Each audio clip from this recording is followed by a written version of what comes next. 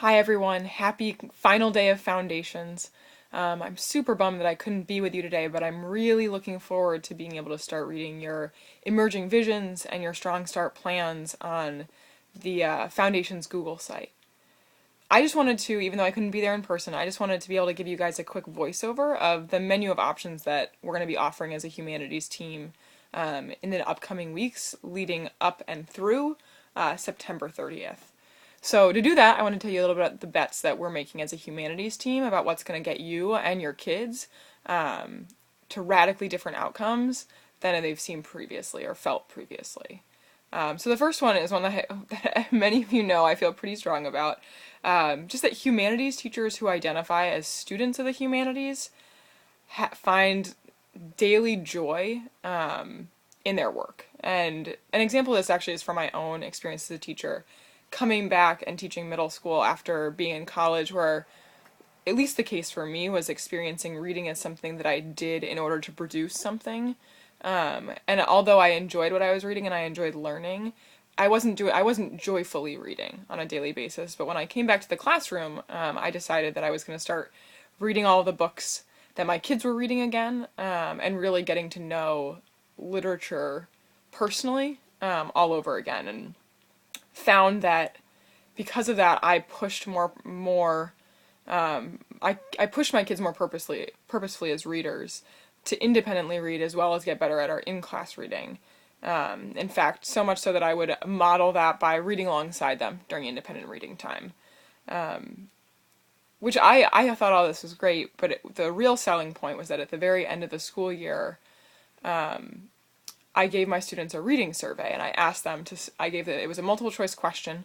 One of the questions asked them, what has made you the most invested in growing as an independent reader this year? And the options ranged from the independent reading library in our classroom to access to books outside of school. And one of the options was my teacher reads. My teacher's a person who reads. And unequivocally, that was the most chosen response. My students found the fact that I read as an adult to be one of the more investing things for them as young readers. Because of that, one of the options coming up in the menu is going to be sort of a dinner book club. You'll see that, at least for the first month, I'm going to be holding one both in the East Bay and San Francisco area and one in the South Bay in San Jose. This will be a great time. We're going to read everything from sort of like new American fiction to education-related nonfiction to young adult fiction, so you can be up on what your students are reading. And in fact, our first choice for this first month is a book entitled Red Rising, which actually was written by a friend of a friend, and is kind of being touted as the newest of the sort of Hunger Games era book. So I think that should be fun. The second bet that we're making as a humanities team is that practice builds on practice, and also that practice should be public. They could actually be two bets in them separately, but I'm going to put them together for the purpose of explaining what's coming up in our menu in the next month. We just know, I think from experience, but I know that y'all have experienced this, and I know this from experience, that learning new skills in isolation and without a strong model just isn't as effective as learning it in context. For those of you that came to the demo sessions in the past week, your sort of response to my bet was a resounding affirmation.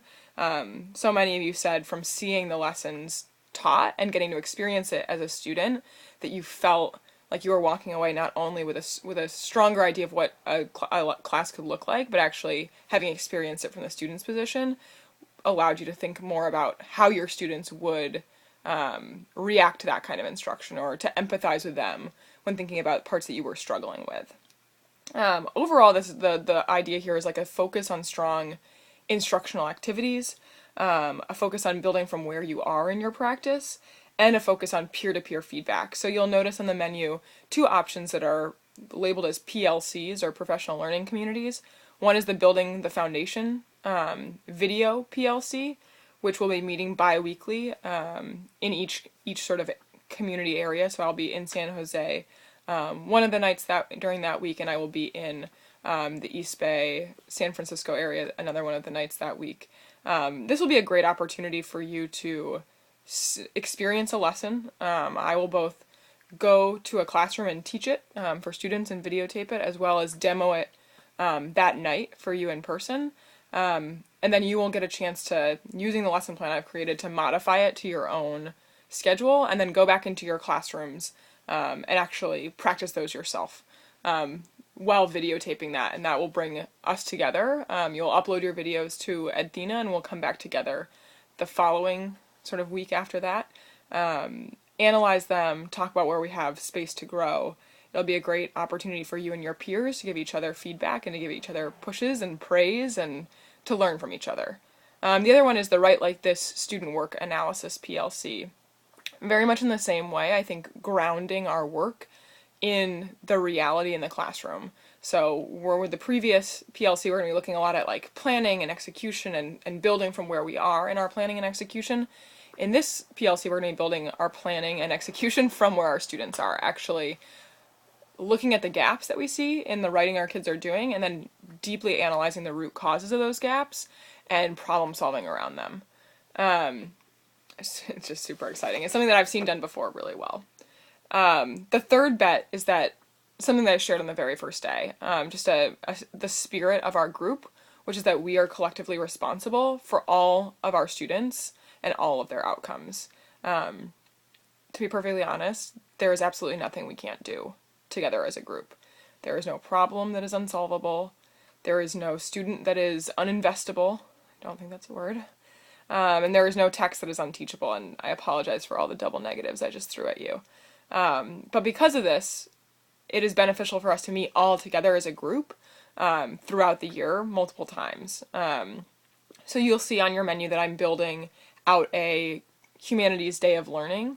It's a Saturday later in the coming month, just because it is important for us all to be together at certain points, not only to invest in each other, but actually also to invest in the communities in which we teach.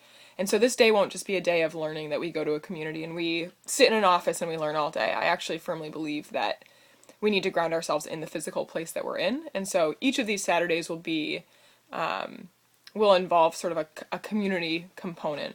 And as you know, all of it is choice-based.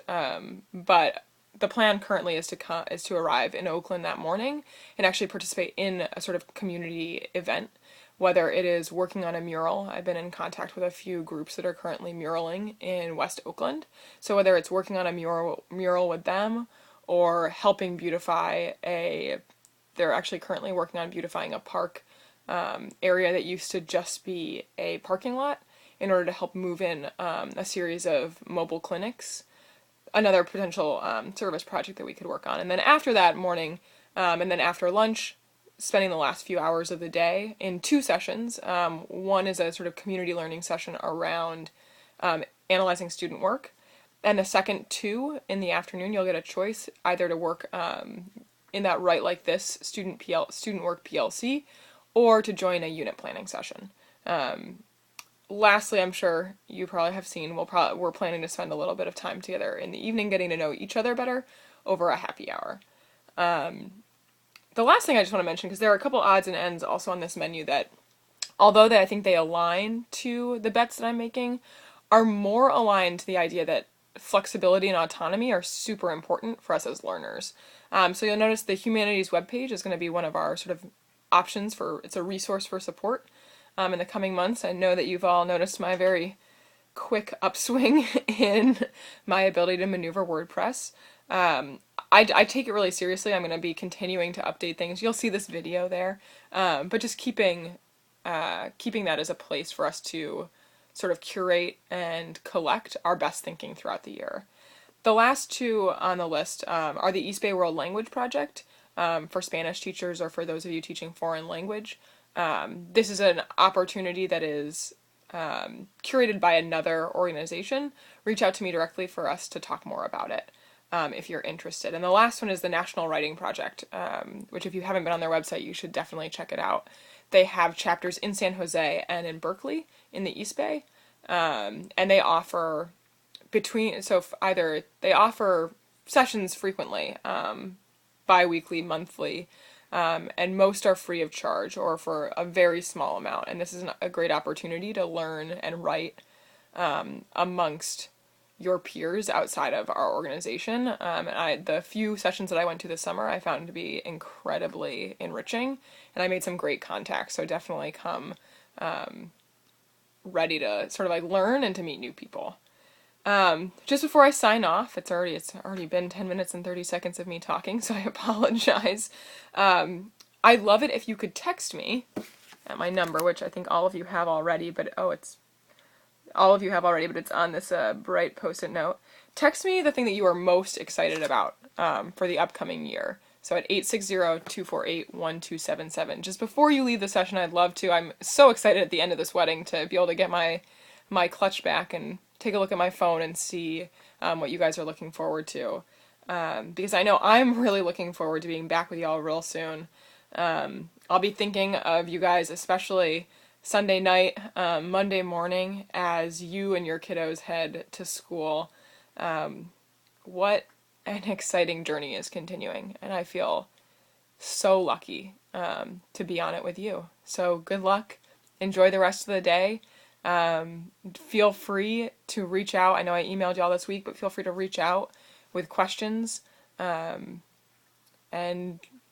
get after it. So I'll talk to y'all soon.